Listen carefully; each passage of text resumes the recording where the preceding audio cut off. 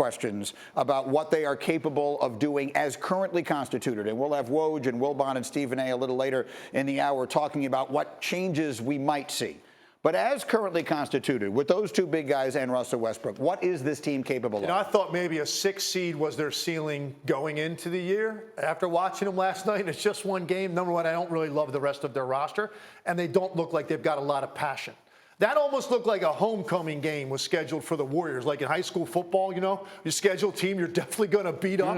Because the Lakers didn't look like they felt they belonged on the court with this team. They just didn't play with any passion whatsoever. So I'm a little bit worried. Maybe 6 ceiling, a little too high. And the reason, you give them the benefit of the doubt is because it's LeBron James and Anthony Davis.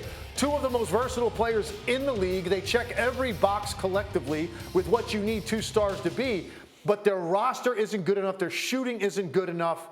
And they are a long way right now from being a team that you would even take seriously in the Western Conference playoffs. It's one game, though. Let's look at this again around Christmas. You'll have a much better feel for what they've turned into. I'd be surprised if they don't have a little activity between now and Christmas roster-wise. But in the interim, the Lakers now are 11-11 in games in which their big 3 play together, those 2 guys plus Russell Westbrook. A lot of talk about Westbrook coming off the bench. He started last night. Here we are back to last season's storyline. Where does he fit into this mix? Here's the tough thing. If you want to sell to Russell Westbrook, understand where you are at this point of your career, take a diminished role. That's one thing on a championship caliber team. Maybe you can get a guy on this level that's been a former MVP in this league that still believes he is on that level. Maybe that's an easier sell than, hey, can you take a diminished role in a team that's going to be at best mediocre and on some nights going to be god-awful?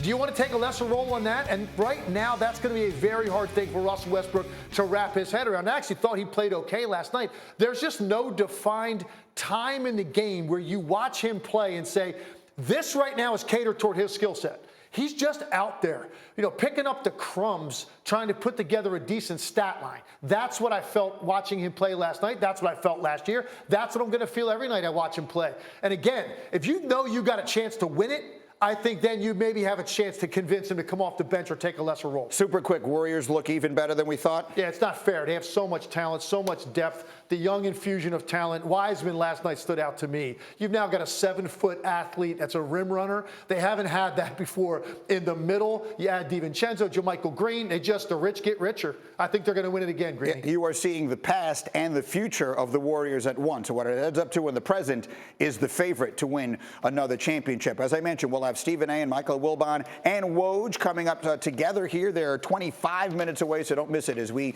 get set for the start of our... Thank you for watching ESPN on YouTube. For live streaming sports and premium content, subscribe to ESPN+.